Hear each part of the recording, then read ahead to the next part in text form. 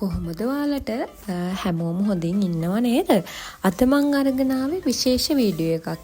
අපි ගෙදරදීම රෝස වතුර එකක් හදාගන්න විදිය බලමු නේද? මං හිතනවා ගොඩක් අය මේ වීඩියෝ එකට කැමති වෙයි කියලා. මොකද සෞඛ්‍ය ආරක්ෂිතව අපිට මේ නිෂ්පාදනය හදාගන්න ගෙදරදීම පුළුවන්. ඉතින් ඒ වගේම මං කියලා දෙන්නම් මේකෙන් ලබා ගන්න පුළුවන් ප්‍රතිඵල ඔයාලට.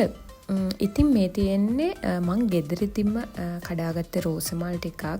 රෝස මල් දෙකයි මම මේ වැඩේට අද ගත්තේ. ඒක හොඳයි කියලා හිතුණා ගොඩක් හදාගන්නවට වඩා එකවර. ඉතින් අපි මුලින්ම කරන්න ඕනේ මේ රෝස පෙති පිරිසිදුව කඩාගෙන ඒකට වතුර එකතු කරගන්න ඕනේ. ඊට පස්සේ අපිට තියෙන්නේ මේක මද ගින්දරේ විනාඩි 5ක් 10ක් විතර රත් කරගන්න ඕනේ. ඉතින් මට ඒක නම් වීඩියෝ එකක් ගන්න බැරි වුණා. ඊට පස්සේ මේ පේන විදියට රෝස් මල් පෙති වල තියෙන පාට අයින් වෙලා ඒක වතුරට එකතු වෙලා හොඳින් මේ රෝස් වෝට් එක හැදෙනවා. ඉතින් ඊට පස්සේ අපිට තියෙන්නේ ඒක හොඳට පෙරාගෙන පැය 2ක් විතර ඒකේ රස්නේ නිවෙනකන් අපි පැත්තකින් තියලා තියන්න ඕනේ.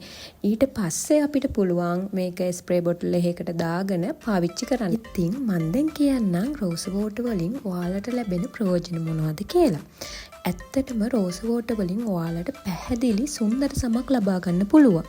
ගෙදරදීම හදන නිසා බයක් නැතුව ඔයාලට මේක පාවිච්චි කරන්න ගන්න පුළුවන්.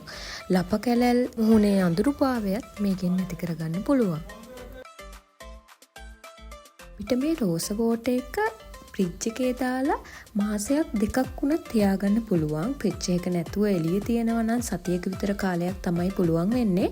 ඉතින් ඔයාලට මේක ෆ්‍රිජ් එක දාන්න පුළුවන් නම් ගොඩක් හොඳයි.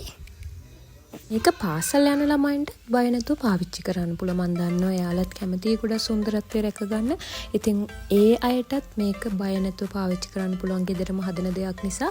ඒ වගේම මේකේ තව ඔයාලට ලබා ගන්න පුළුවන් ගොඩක් බෙනිෆිට් තියෙනවා. මම ඒවත් කමෙන්ට් සෙක්ෂන් එකේ වැඩිදුර විස්තරයක් දාන්නම්. ඉතින් ඔයාලත් මේක හදලා රිසල්ට් කොහොමද කියලා බලලා කමෙන්ට් එකක් දාන්න. එහෙනම් අදට ගිහින් එන්නම්. හැමෝටම සුබ දවසක්.